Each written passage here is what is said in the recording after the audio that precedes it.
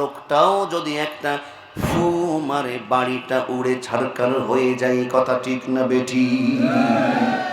আমার আল্লাহ বলছেন, আল্লাহ ব্যতীত অন্য কাউকে যে প্রতিপালক মানবে, অন্য কাউকে যে অভিভাবক মানবে, তার উদাহরণ হলো মাকড়সার বাড়ির মতন। কথা বলুন ঠিক না বেঠি? তাদের র‍্যাব থাকবে, চিতা থাকবে, কোবরা থাকবে, আর্মি থাকবে, পুলিশ থাকবে, নেতা থাকবে, গুন্ডা থাকবে। তারা মাঝে মধ্যে বাহাদুরি দেখাবে, কিন্তু মাকড়সার বাড়ি নষ্ট করতে যেমন বড় কোনো কামান শক্তি লাগে না, মুহূর্তের মধ্যেই মাকড়সার বাড়ি শেষ হয়ে যায়। আমার আল্লাহ বলছে, আল্লাহর সঙ্গে যারা পাল্লাপাল্লি, আল্লাহর সঙ্গে যারা বাড়াবাড়ি করে, তাদের শক্তিকেও আমার আল্লাহ মুহূর্তের মধ্যেই ধ্বংস করে দিতে ক্ষমতা রাখে। কথা বলুন ঠিক না বেঠিক? তারা কি বলেছিল? 41 সাল থাকবে। কত সাল? কথা কি বোঝা যায়? রাগ করছেন বোধহয়। বুঝানোর জন্য বলছি, বুঝানোর জন্য বলছি। যদি রাগ করেন তাহলে বাদ দেব। রাগ করছেন?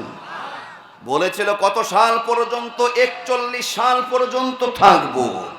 41 সাল। আল্লাহ বলছেন 2024 5 আগস্টে গাঠি গুঠি ধরে তাদেরকে খালাস করে দিয়েছেন। কে? আওয়াজ দিয়ে বলুন। আমার ভাইরা, তারা আল্লাহর উপরে তাওয়াক্কুল বাদ দিয়ে, আল্লাহর উপরে ভরসা বাদ দিয়ে দাদা বাবু ইন্ডিয়ার উপরে ভরসা করেছিল, পুলিশের উপরে ভরসা করেছিল, আর্মি র্যাবের উপরে ভরসা করেছিল। এই জন্য আলেম ওলামাদেরকে যখন যেইভাবে করেছে, নির্যাতন করেছে, অ্যারেস্ট করেছে, হামলা করেছে, মামলা করেছে, আয়না ঘরে ঢুকিয়ে নির্যাতন করেছে, আমার আল্লাহ তাদেরকে দুনিয়া থেকে বিদায় করেছে। দুই হাত তুলে বলুন কথা ঠিক না বেঠিক? এই জন্য আমি আহ্বান জানাতে চাই, কোন স্বৈরাচার নয়, কোন আল বদর নয়, কোন নাস্তিকের সঙ্গে আমরা থাকতে চাই না। আমরা এক আল্লাহর গোলাম। কোরআনের সঙ্গে কারা কারা থাকতে চাও? দুইটা হাত আমার আল্লাহকে দেখাও।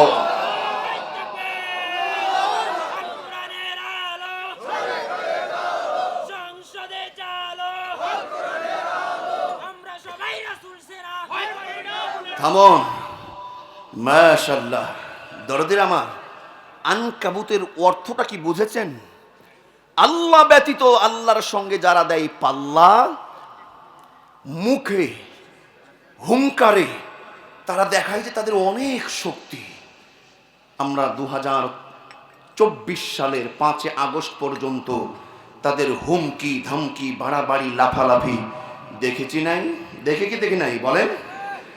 তারা বলেছে যে কোনো লাভ নাই, কোনো লাভ নাই, কিচ্ছু হবে না হুজুর, সব সাইজ করে ফেলবো। বলেছিল না বলে নাই? দরদের আমার, কি লেগেছিল? বড় কোনো কামান, বড় কোনো শক্তি লেগেছে? আমাদের ছাত্রদের কাছেই তারা পরাজয় বরণ করেছে। আবু সাইদ মুগ্ধ ইয়ামিনের কাছে তারা পরাজিত হয়েছে। কথা বলুন ঠিক না বেঠিক? আমার ভাইয়েরা, আজকে কথা হবে, আপনারা কি থাকবেন? এবার আসুন, আল্লাহ সুবহানাহু ওয়া তাআলা তিনি আনকাবুত এই কারণেই মাকড়সার নাম দিয়েছে। আমি আলোচনা শুরু করার আগেই বলি, আপনারা বর্তমান প্রেক্ষাপটের সাথে যে তাফসীরটা মিল করে আমি করছি, এখন দেখবেন ডানে বাম থেকে কিছু লোক উঠবে। আমার দিক কথা শোনেন, বুঝতে পারছেন? ডানে বাম থেকে যারাই উঠবে বুঝে নেবেন। খেয়াল করেন, ডানে বামে সামনে পিছন থেকে যারাই উঠবে বুঝে নেবেন যে গায়ে লেগে গেছে। এই জন্যই আর যারা দাঁড়িয়ে থেকে বরং আরো সামনে এসে বসবে, আমি বুঝবো প্রয়োজনে তারা কোরআনের জন্য জীবন দিয়ে দিবে। কথা বলুন ঠিক না বেঠিক? এবার আসুন, এই সূরাতুল আনকাবুতের আমি প্রথম কয়টি আয়াত তেলাওয়াত করেছি? আরো জোরে? জোর হলো না? এই 4টি আয়াত, প্রথমের দিককার কিছু আয়াত নাজিল হয়েছিল। এই আয়াত নাজিলের প্রেক্ষাপট কিছু রয়েছে। ছোট্ট একটা প্রেক্ষাপট শুনুন দরদির আমার। হিজরতের, দরদির আমার, নবুয়তের পঞ্চম সনের দিকে মক্কা নগরীতে যখন ইমানদার মুসলমানরা তারা ঈমান আনতো, মুসলমান হয়ে যেত, তখনই কাফের মুশরিকরা ঈমানদার মুসলমানদের উপরে নির্যাতন অত্যাচারের স্টেম রুলার তারা চালাতো। এত পরিমাণে নির্যাতন তারা করত, ঈমান আনলেই ধরতো, মারতো। কালিহিম ওয়া আনফুসিহিম ফি সাবিলিল্লাহ, ঈমান রক্ষার জন্য প্রয়োজনে পরীক্ষা দিবে, জান দিবে, মাল দিবে। আল্লাহ বলছেন উলাইকা হুমুস সাদিকুন, এরাই হলো ঈমানের বিষয়ে সবচাইতে বড় সত্যবাদী এবং ঈমানদার মুসলমান। চিৎকার করে বলুন সুবহানাল্লাহ। আল্লাহর নবীর একজন গরিব সাহাবী, আমার দিকে লক্ষ্য করুন, মদিনার একজন গরিব সাহাবী 8 মাস হলো ঈমান এনেছেন। কয় মাস? আওয়াজ দিয়ে বলুন, কয় মাস? 8 মাস হলো ঈমান এনেছেন। এই সাহাবীর নাম হলো হযরত সাদ সালামী রাদিয়াল্লাহু তাআলা। নাম কি? এই সাদ সালামী রাদিয়াল্লাহু তাআলা নবীর কাছে বসে থাকে, খালি কোরআন তেলাওয়াত শোনে। 8 মাস হলো ঈমান এনেছে, কোরআন তেলাওয়াত এত শুনে নবীজি বলে, ও সাদ রে, তুমি যে খালি এইখানে মসজিদে বসে থাকো, যাও ব্যবসা বাণিজ্যের রিজিকের ব্যবস্থা করো। সাদ সালামী 8 মাস হলো ঈমান এনেছেন।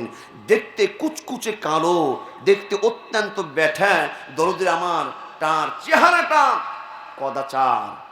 এই সাদ সালামীর ঠোঁটগুলো মোটা মোটা, চেহারাটাও খুব একটা সুন্দর না, অসুন্দর। দেখুন ঈমান তাদের কেমন। নবী বলছে, সাদ খালি এখানে বসে থাকলে চলবে, তোমার খাবার রিজিকের দরকার হবে না। সাদ সালামী রাদিয়াল্লাহু তাআলা বলে, নবী গো, আপনি যখন কোরআন তেলাওয়াত করেন, আপনার কোরআন তেলাওয়াত আমাকে এমন ভাবে টানে, এমন ভাবে আকর্ষণ করে, এমন ভাবে চুম্বকের মতন টানে, আমার সমস্ত ক্ষুধাগুলো নিবারণ হয়ে যায়। নাম কি? আল্লাহর নবীর সাহাবী গভীর মনোযোগ দেবেন। হযরত সাদ সালামী রাদিয়াল্লাহু তাআলা মদিনার সময় 8 মাস হলো ঈমান এনেছে। অত্যন্ত কুচকুচে কালো, কিন্তু ঈমানটা ছিল সবার চাইতে ভালো। বলি মারহাবা। এই সাদ সালামী নবীর কাছে বসা আছে। একদিন নবীর সামনে কান্নায় ভেঙে পড়েছে। আল্লাহর নবী বলে, সাদ রে, তোমার চোখে পানি কেন? সাদ সালামী বলে, ইয়া রাসূলুল্লাহ, আমি ঈমান এনেছি, 8 মাস হয়েছে, কিন্তু নবী গো, এখনো পর্যন্ত একটা সুন্নাত আমি আদায় করতে পারছি না। মদিনার কত মুসলমান, কত পুরুষ সুন্নাতটা আদায় করেছেন। নবী গো, এই সুন্নাতটা আপনিও আদায় করেছেন, আপনি করেছেন, কিন্তু নবী এই সুন্নাতটা আমার চেহারার জন্য আমি আদায় করতে পারিনি। মদিনার কেউ তো রাজি হয় না। আল্লাহর নবী বলে, সাদ, তুমি কোন সুন্নাতের কথা বলছো? আমি বুঝে ফেলেছি, সাদ তুমি বিয়ে করবে। সাদ সালামী রাদিয়াল্লাহু তাআলা ডাক দেয়া বলে, মদিনার এমন কোনো মেয়ে নাই, মদিনার এমন কোনো মেয়ের বাবা নাই যে আমার সঙ্গে বিয়ে দেবে, কেউ বিয়ে দিতে চাই না। নবীজি বলছে, ও সাদ, বুঝেছি, তোমার মনে বিয়ের স্বাদ জেগেছে। যুবক ভাইরা দেখবেন, যখন একটু বয়স হয়ে ওঠে, বিয়ের এখনো ফুলই ফুটে নাই, কিন্তু যদি বলে, খেরে বিয়ে করবি, অনেক সময় চাচারা দাদারা জ্বালায়, হ্যাঁ তোর বিয়ে দিয়ে দিতে হবে, ও কিন্তু মনে মনে বলে, দিবে না, কিন্তু দিয়ে দিলে তো ভালোই হতো। বিয়ের একটা আলাদা মজা আছে না নাই? দরদের আমার শোনুন, এটা আল্লাহর পক্ষ থেকে স্বামী স্ত্রীর একটা মহাব্বত, একটা নিয়ামত। আমার দিকে গভীর মনোযোগ দেন। আল্লাহর নবী বলে, সাদ রে, আমি বুঝেছি তুমি বিয়ে করবে, তোমার বিয়ে হবে, তোমার বিয়ে হবে। সাদ সালামী রাদিয়াল্লাহু তাআলা বলে, ইয়া রাসূলুল্লাহ, ইয়া হাবিবাল্লাহ, মদিনার কেউ তো আমার চেহারা দেখে বিয়ে করে না, আমার চেহারাও কালো, আমার পকেটের অবস্থাও নাই ভালো। নবীজি বলে, সাদ রে, আমি বলছি তুমি কোনো টেনশন করো না। ও সাদ, মদিনার সব চাইতে সুন্দরী রমণীর সঙ্গে তোমার বিয়ে হয়ে যাবে। সুবহানাল্লাহ বলে। সাদ সালামী মুচকে মুচকে হাসছে, যে মদিনা যেমন তেমন একটা কানা খোড়ায় কালো ধলোই মিলে না। আবার নবীজি বলছে, মদিনার সবচাইতে সুন্দরী অবাক হয়ে গেছে, যেটা কিভাবে সম্ভব। কিন্তু সাদ সালামী রাদিয়াল্লাহু তাআলা আনহু মুখে মুখে মনে মনে হাসে, আবার চিন্তা করে তার ঈমান যেহেতু নবীর উপরে পরিপূর্ণ। সাদ সালামী চিন্তা করছে, আমার নবী যেহেতু বলেছে, হাসি শুরু করেছে, আমার নবীর মুখ থেকে বের হয়েছে মদিনার সবচাইতে সুন্দরী রমণীর সঙ্গে আমার বিয়ে হয়ে যাবে। মৃত্যুর মধ্যে শ্রেষ্ঠ মৃত্যু হলো শাহাদাতের মর্যাদা যারা পাবে, বলি সুবহানাল্লাহ। মরতে হবে যখন শহীদি মরণ দিও আমাকে। সবাই, মরতে হবে যখন শহীদি মরণ দিও আমাকে। শাহাদাত জানি শুধুই জীবন, শাহাদাত জানি শুধুই জীবন, সে জীবন দিও আমাকে। মরতে হবে যখন শহীদি মরণ দিও আমাকে। রোগে শোকে মরণ দিও না আমায়, বিপদে মুসিবতে নিও না আমায়। রোগে শোকে মরণ দিও না আমায়, বিপদে মুসিবতে নিও না আমায়। এমন মৃত্যু দিও চোখ বুঝেও যেন, এমন মৃত্যু দিও চোখ বুঝেও যেন দেখি তোমাকে। মরতে হবে যখন শহীদি মরণ দিও আমাকে। মরতে হবে যখন শহীদি মরণ দিও আমাকে। শহীদি মরণ দিও আমাকে। শহীদি মরণ দিও আমাকে। বলুন আমিন। শহীদি মৃত্যু আমরা চাই কি চাই না?